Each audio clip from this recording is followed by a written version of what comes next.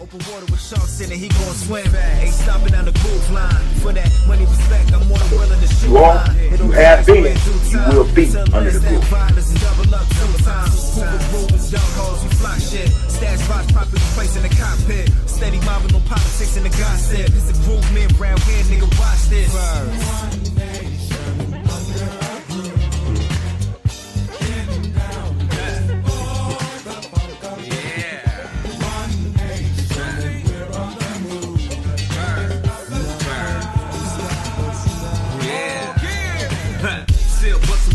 Can't stop it. I love Hoover, riders in the profit. Hoover to the set. Tangerine Corvette, pretty young thing. She a fly roulette. Born in the head, no Russian roulette. Two for the set, flying on deck. 3 hoes waiting online for the dead. 4 straps in the stash, I'm down with the shit. 5 with the deuce, 6 with the dubs. Anybody kill a hella dollars in the cross.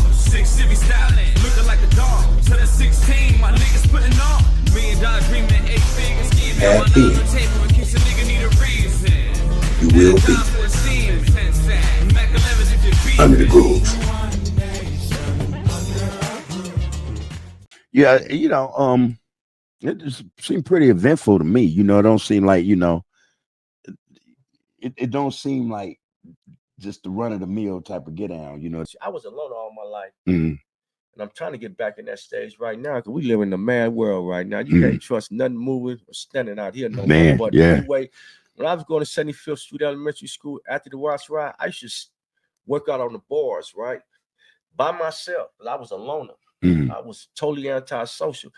And where I worked out on the bars at, the bar setup is right across the street from 77 Police parking lot where they check in and check out, drive their car.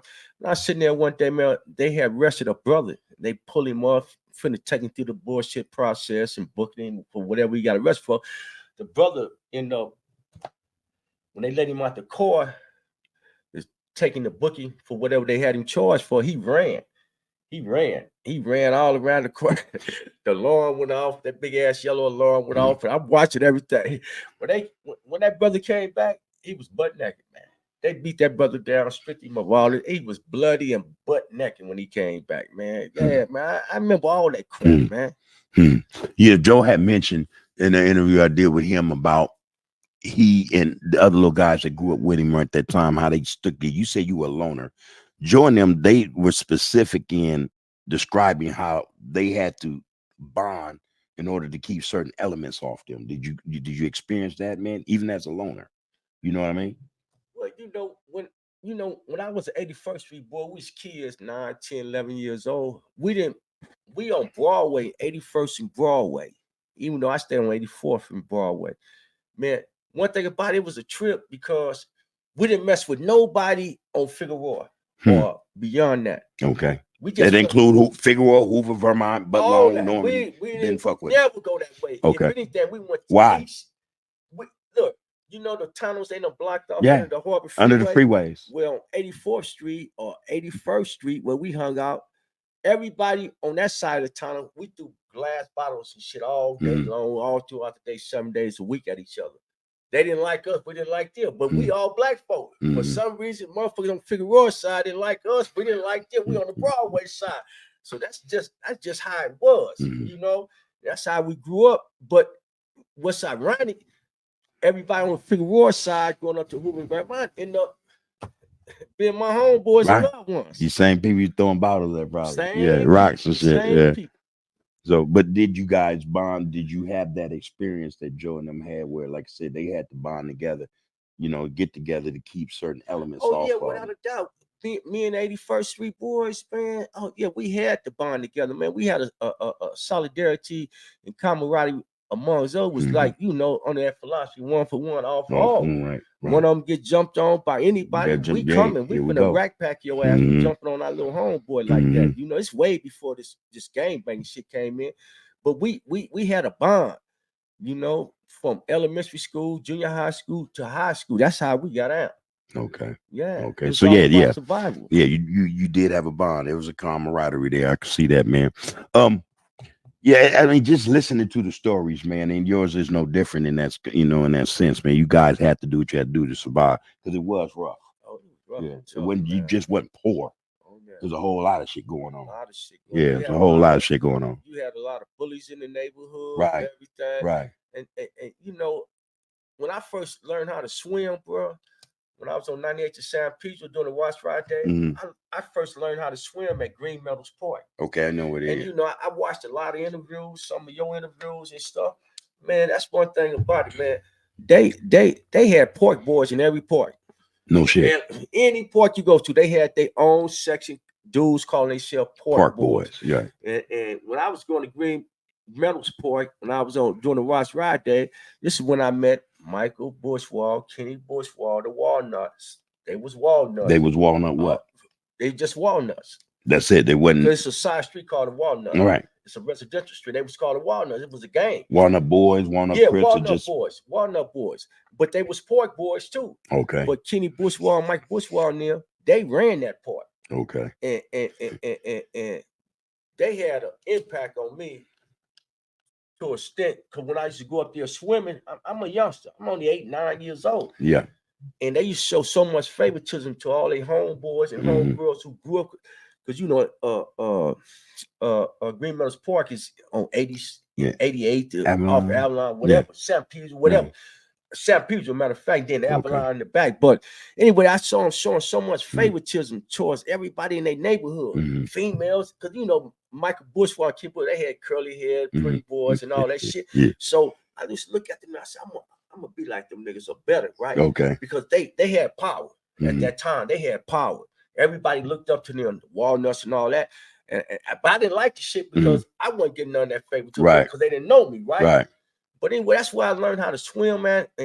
And then from there, I went to Manchester Park after that. I went to Manchester Park. But one thing I do know, they had pork boys in every park in LA County, man. You mentioned bullies, you know. There has to be a certain appreciation for bullies, I think. You know, for those of us who made it past the bullies, you know, I think there's a certain appreciation, man. You know, and then there's those that didn't get past the bullies, and you know, hey. But all right, that said, man, you know, again, man, what you're talking about now, and I had the discussion with, you know, not just Joe, but others, TC, whole array, you know, we've all had these discussions. I want to get into the next line of question, and I think this is like, if you think about the question is, when did you come off the porch? And there's more than one instance of coming off the porch. You know what I mean? What you talking about? When I came off the porch on the gang banging tip? Okay, it could be the gang banging tip. It could be the girls brought you off the porch. It could be you just being mischievous in the streets, staying out late at night, you know, or it could be the hustle. Well, you know, what brought you off the front porch? Well, what brought me off the front porch? You know, I got two brothers. Like I said, I don't got no sister. I got a brother that's 13 years older than me. My oldest brother, he used to babysit me and my little brother. He tell on us and everything. Mom put him in charge of everything. But I used to sneak out the windows. Okay. At night, all throughout Where you going though? House parties and all kind of shit. That's when I came off the porch. Well, how old are you? How old are you at this stage, man? I'm only about 11 to 12. Wow. Okay. Got you. Got you. The bedroom windows. I'm going to house parties and everything. Sometimes I tell my oldest brother who's in charge, my mom's doing a night work, a night shift. I said, man, don't tell moms and all that stuff. But anyway, yeah, when I came out, I was going to a lot of house parties, man. Getting home by 3, 2 o'clock in the morning, sneaking back through the window. Sometimes I got busted, mom backhand me, you know, a couple times. Right. But, yeah. But that's when I came off the porch, man, because at that age, I was living a boring lifestyle. And then, you know, my mother hated me so much because of the fact I hung around a lot of older dudes. Okay. You know, they dropping me off. I'm 11, 12 years off in they low riders and all that. Mom always tell me, why you got to hang around these older dudes? She hated that. And I hung around older dudes because I got bored with the young dudes I was growing up with. Your age, because they weren't talking about that. I wanted to know more and more. So, I hung up. A lot of older dudes raised me, man. On the real, man. I can dig it. Oh, yeah. Because I idolized their style and whatnot. Because people in my age bracket, it was limited, man. They didn't know nothing else to a certain level. So I started hanging around a lot of older dudes. And that's what really brought me off the porch when I started hanging around a lot of older dudes. Want to experience different shit, you know, and how above your not pay grade, but age grade, so to speak. Right. You know, you want to see more, you know, get out more experience more. Okay, that was first. What about, so when did you start hustling? So I could put that, you going to house parties is akin to, you know, okay, being into girls, so to speak. I don't know. Would you say that, you know, the same vein? You going to house party because, you know, some female there, you want to hang out with her, or it's just the fact you want to go to the house party to experience that?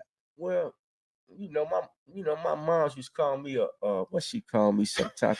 I was a lady lover. I was just crazy over women because I was. Yeah. You know? So, but anyway, man, I started hustling, man. I started hustling when I was 8 years old, cutting grass. Yeah. Okay. You know, I had a little crew. Yeah. And we pushing these lawnmowers. Sometimes the grass be too high. One get on this side, another one grab it on this side. We'll run through the grass. It was so hot. Right. Then we graduated, started stealing motor lawnmowers. I said, man, we gotta make this shit easy for ourselves. But I grew up starting from cutting grass all throughout the neighborhood. Yeah, man. Okay, that was your first coming off the porch with one of them instances. In the mischievous aspect of it, I imagine that was after the fact. You know, you say you was one of the best burglars, you know, on your set, on your street. So that in that aspect, did you burglarize at night or did you burglarize in the morning? You know, how did that take effect? How did that take place? Certain houses was in the daytime. Always in the That's daytime. True. Yeah. I mean, like in the morning, but the stores and shit was always late at night. Right. Always late at night. Okay, so the banging. Let's get to that. Well, were you gang banging before junior high and high school or after? No, I started in 6th grade from 75th Street Elementary. Before I went to Bethune and graduated 7th grade, I started banging in 6th grade at 75th Elementary School, across the 77 police station. And that was with 8 Ace? Or was that with some other set? East side? It was with what? Just East side? During that time, see, this one of the discrepancies is gonna go on forever. The only person who can answer this question is Raymond Washington. You know, unfortunately, he's deceased. You know, when I start gang banging, what they call the Crips today with the P, it wasn't called that. It was called the Crips with the B. You know, from the cradle to the grave, from the cradle to the grave. From the crib to the grave. I had a debate on KMAC video with Bobby Louis, one of the founders of the Compton Pie Rules, HD. Me and him had a video debate, been out over 5 years about that. And I told him I'm standing firm on it. I don't care you older than me. You know, I don't care about that. I know how I came up. I was a baby crib with the B. And that was the name of Baby Crib. Where I was a baby crib. And the others were Cribs. It was called okay, got you. Period. Got you. And that gonna always be my firm, you know, understanding on that how Raymond Washington started the Crips, not the Crips. Okay. A lot of people is whoa. It's against what I'm talking about, but it's a lot of evidence out there confirm what I'm talking about. So you just hit me with some shit I think is profound. Raymond Washington started the Crips with the B, like and not the Crips, because I've read that it was a typo in some reporter's report. Exactly. About behind the murder at the Palladium. At the Robert Ballou murder. That's how that name got twisted up when the news media, like I said on KMAC video about 6 years ago, when the news media caught on to Robert Ballou being killed at the Hollywood Palladium. See, before that, they would never report gang activity in the news. They didn't do that. Why did they do it this particular time? Because Robert Ballou, mother and father had political ties. They had money. Okay. They had connections with politicians. So they done that for their son. They raised hell about that. And they put their son murder in there. And that's the first time they advertised. It was front page, right? Front page news. Yeah. And that's how the Crips got exposed. Even though we was Crips at the time with the B. But the news media started reporting that news about Robert Ballou getting killed at the Hollywood Palladium. They misspelled the name. They put the B into a P. But you got people out here talking about, we probably was drunk. We was under influence. Everybody misspelled the name. Man, how thousands of hundreds of motherfuckers all be drunk under influence at one time and mispronounce the name. Everybody. Man, but look, bro, bottom line, I ain't gonna drag your mind in that, bro. I talk about that all in my book, man. Yeah. I got documented proof that it was the Crips first. Yeah. I got documented proof on all. And then even on Kill Mac video over the last 5 years, I saw at least 4 bloods from different blood sets that Kill Mac interviewed. They even bring up the Crips. Mm-hmm. So let me ask you then, and this pertains to Raymond Washington and his creation of the Cribs. So is it acceptable that now he takes credit for the Crips initiation or inception? I mean, is it cool to say, okay, well, it's Crips now. Mm-hmm. He started Cribs, but is it okay to give him the credit? You know what I mean? He get the credit 1,000%. Anyway, anyhow. Okay. And let's not be confused about this. He is the founder, the creator of the Cribs/Crips. Exactly. Okay. 1,000%. 1,000%. Yeah. He is no the dispute. Founder, no creator. He's the number one founder. He's only founder of the Cribs or the Crips. /Crips. Got you. Yeah. And since I'm on that, is Joe? Who is Joe? Hoover Joe, the founder. What is he the founder of? The Hoover West Side Hoover Crips Pier. That's a fact. That's a fact. Okay. Irrefutable. Nowhere else up and down. Don't bring all that Hoover Group stuff in the. Ain't got nothing to do with it. Ain't no Hoover Group started Hoover Crips. Hoover Joe started Hoover Crips from 74th Street Pier. Okay. And what about this idea or this argument that the Nine Deuces, for instance, Joe didn't start Hoover. The Nine Deuces had already conceptualized, that there was gonna be Hoovers down there. No, everything come from 7-4. Every Hoover Crip block is out right now was born from 7-4. From what the founder started, 7-4 Hoover Joe. He started it. All the other Hoover blocks come from him. And this is why he's in the cadence. All that. That's why he's in the cadence and everything. Everybody giving Hoover Joe major respect. He's the founder, period. Ain't no other Hoover block started no Hoover Crips, period, but Hoover Joe. Then all the other blocks were birthed from them. Mm-hmm. Starting, once the 4 came out of Trey, 9 Deuce, then 4 Trey, and then on and on and on. Okay. Yeah, period. Okay, straight up. Irrefutable fact. Irrefutable. Okay. Yeah, man. And I needed to get that out of you, and I'm glad I did. Because again, that put the rest a whole lot of, man. They talking postulating and shit. Yeah. Out here, man. So you coming off the porch, that was what, 9, 8, 9, 10 years old. You was up and running. Yeah. And more than one aspect. You was with the girls, the parties, you was being mischievous, you was game banging and hustling. All that, man. The 77 police station was with my whole entire criminal record come from 77 police station. They knew you well. Oh, they knew me well, man. Yeah. Okay. And I wanted to backtrack, but I kind of think, before this, when you were doing the bites, and knowing where the fruit trees was and all that, were you involved in community activities, events like the Boy Scouts, Cub Scouts, YMCA, shit like that? Well, I participated in YMCA about 2 years. Yeah. Basketball. Yeah, most of it. Yeah. Okay. Yeah. Okay. I was trying to, do the right thing, but that's right. I was in the YMCA basketball league for about 2 years. And plus, I played for a couple of years. I played baseball. Golden State. It's called Golden State. Golden State. Baseball league at Manchester Porch. Yeah. I was on the Giants. Okay. Team called the Giants with my dog Reggie Robinson. You're gonna meet Reggie Robinson real soon, man. Okay. Real talk. I played during the 3 years at Manchester Porch, the Golden State League, with the Giants baseball. And what Golden State is that you go to city, Hawthorne, Gardena, Lenox. You go to city. That's what. That was the circuit. Yeah. So to speak. You had to pay for that. That's when you played in steel cleats shoes. Yeah. And that's why it was called Golden State League. Yeah. Mm-hmm. Your uniforms, everything. You had to pay for all that. Yeah.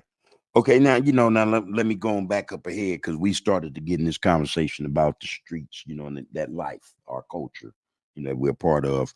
Who inspired you? Let me say, who influenced you to gang bang?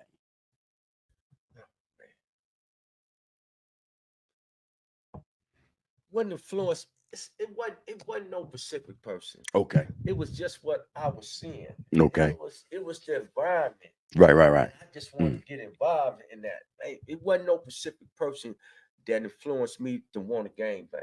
When I saw it came out, started developing, I said, I want to be a part of this. That's my get down right there. Yeah. I'm in. It wasn't no specific person I looked up to or influenced me again. I just checked out the scene and I just said, I'm finna get a part of this shit right here. Trade folks, 7-Eleven, the Deuce and the Nine. You have been, you will be under the groove. But we ain't gang banging. This is about education. We trying to educate our youth right now, nigga. Hey. Said day is the best day. Skip walking across the floor in the best way. From Trey to the one way. It's a stump day. LA to the NY. Let this funk back in them days, it was love, loyalty, respect, and honesty. That's my nigga Gumby right there. You know, ex-busters, hooks, and snitches put on pedestals and ventilators. Say lows on that Hoover shit. HIP, Tiny Moon, one of the hardest poets I ever heard connected with this star shit. Hey, baby Jap and Jap 5, quick to set it off on the mic in the shack live. When the shit get real and feel to the wheel, and then you will see you sitting up in that motherfucker, looking at that license, that death sentence. Then they run into a witness stand, telling on their own homeboys. Hoover stomp all night like this. Hoover stomp I know trouble. I know how to start them ass folks coming looking for me. I'm a New York nigga in the Pacific Sun. I say West Side Hoover if you ask where I'm from. Providence, California runs, infusing my lungs. All about my bread. I ain't leaving. Understand the end game. What's your end game? What's your purpose? Keep one in the head or I don't need a gun. I'm with Hawk on Hoover Street with a low ass jump. Hopping down Figueroa with a wholesale and cut. Grooving like this, come second to none. Grooving like Scotty Young, grooving like Booker Brown. I'm bad to the bone.